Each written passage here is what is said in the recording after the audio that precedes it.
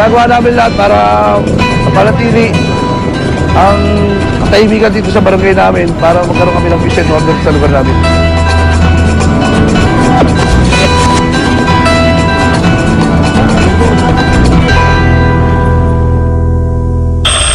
Kapag may reklamo sa barangay, tanod ang ating sumbungan. Pero sa inabutan ng rescue sa Novaliches Police Station, tila sila naman ang naagrabyado. Walang takot na nagsumbong at humingi ng saklolo.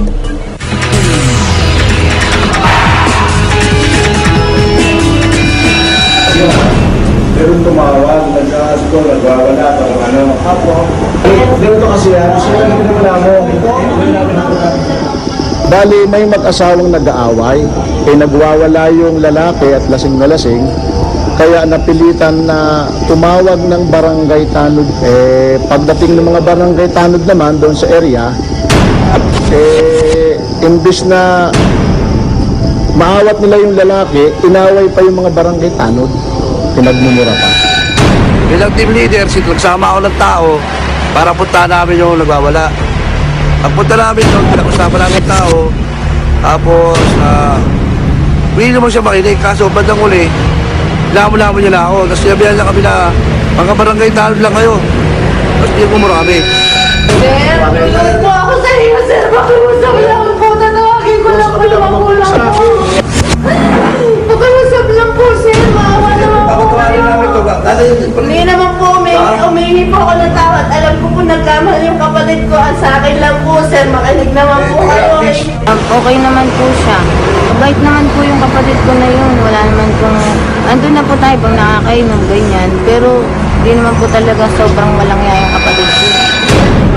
Bilang pulis, hindi natin pwedeng yun. Bigyan halaga yung pagluluhod ng kapatid kasi nung mangyari, wala naman doon nung mangyari yun. Hindi niya alam kung ano talaga ang punot dulo sa pangyayari. Ano po karaniyaw mo kasi hindi kayo ma-involve dito eh. Po kasi yan, sir. Umupo ka na lang doon kasi hindi ka involved dito so wala ka naman Wala ka doon, wala na siya nangyari, wala ka. Umupo ka na lang doon kasi hindi ka involved dito. Natatawag ko lang nga po sana yung magulang ko bago niyo Ganito po kasi sana. na yan. Gusto ko lang mahal sa suspect na maturuan ng leksyon para hindi pa marisa na iba at saka igalang niya kami bilang barangay tanod. Ayan. Ang dapat Tinawag po ako ang ng dapat iba humingi ng po. tawad dyan mismo, yung involved siya. Opo, opo. Kasi nabastos kasi barangay tanod. Dapat siya minakas na mangyari. Hindi po sa pambabastos ang ginawa ko. Kapag talagang nakaranas sila ng tulad nitong pangbabastos, meron siyang karapatan na idemanda yung mga nambastos sa kanya. Kapag siya naka-duty, naka-uniforme, Ang sa akin na po, dapat po, nakinggan mo na yung side ko sa aking side ng nagre. Bago wala namin dapat kasi iho. Opo. Tawag sa barangay na nagwawala ka. Ay, hindi naman po yung sa nagwawala. Kasi sila po, ano po sila dun eh, sila magkakakamag-anak sila dun eh. Ako lang po yung isang Alam mo, Alman, kanina ko nakinig ka sa akin na tumahimik ka na, huwag kang magwala dahil wala ka namang nag-aaway. Bakit mo dinuro ang tatay mo? Bakit mo sinigawan ang tatay mo? Bakit nag-ano ka ng kutsilyo? Ha? Doon kami natakot na mag-ano ka ng kutsilyo, anak. Anak kita. Dahil anak ko ang asawa mo. Bakit ganyan ang ginawa mo sa amin? Hindi ka naman namin inaway eh. gusto mo sarahan yung buhay natin. Yung sarahan Ito naman. Naman namin panuurin na lang namin siya. Maghawak lang siya ng... May kutsilyo kang hawak. Binatuhin mo sa TV. Bakit mo dinuro si tatay mo? Nandoon ako sa tabi ng tatay mo. Dinuduro mo kami. Edward Francisco. Ba't ganun? Inano ka ba namin? Sakit ang ginawa mo naman sa... Alam mo, may anak ka na. Ang initial violation niya kasi yung panggugulo niya sa family niya, since na-settled na yun sa, sa wife niya, ang magiging kaso niya ay oral defamation saka resistance and disobedience. Kasi nung dumating yung mga arresting officer natin, yung barangay, pinura-mura niya, tapos tinulak-tulak niya pa. Sa mga ganyang kasong penalty, since ang piyansa niya mga 2,000 lang per each violation, arresto mayor lang yan from 6 months imprisonment if found guilty. Ganito kasi nagwawala ka raw doon. Ay, hindi tinawag po ka siya sa nagwawala. barangay. Yun na yung ginano mo. Nung mapunta itong mga barangay, Kasi po, anong ginawa sa iyo? Ano ba ginawa Kasi sa po iyo? nakikita nila ako, sumisigaw na ako. Sabi ko, bakit hindi pag-usapan natin sa barangay? Hindi nila nakikita yung side ng... At nakuli, Ako sa ibang isa na sumisigaw din. Ikaw na po na ako. Resistant and disobedience of Pero may any person in karapatan po ako authority na- in this act. Kasi Sa po, mga barangay na to. opo.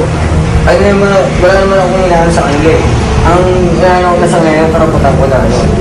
Pag kinelas ako, pag nila ako itulak. Gusto nyo na ito sa korte. Hindi kasi ang proper forum ito. Ito kasi dinala ka Ayun nga dito po. kasi rereklamo ka.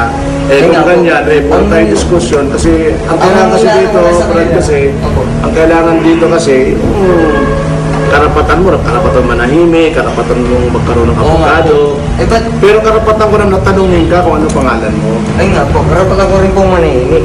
Ito mo lasing siya, parang nakakaloko. Medyo pasensya tayo ron talaga.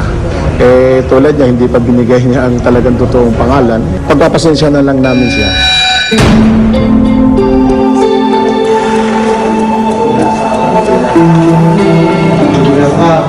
Kahit hindi na pakiusapan nyo, ha? Baka makikipag-away siya na, oh. Ha? Tayo ka lang dyan, tayo ka lang. Hindi, sir. Oo, naman na.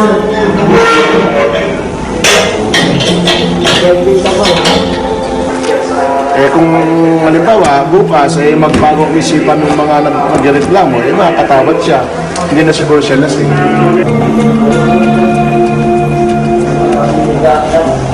Ang paalala ko lang sa mga umiinom, kung umiinom kayo, ilagay lang sa tama.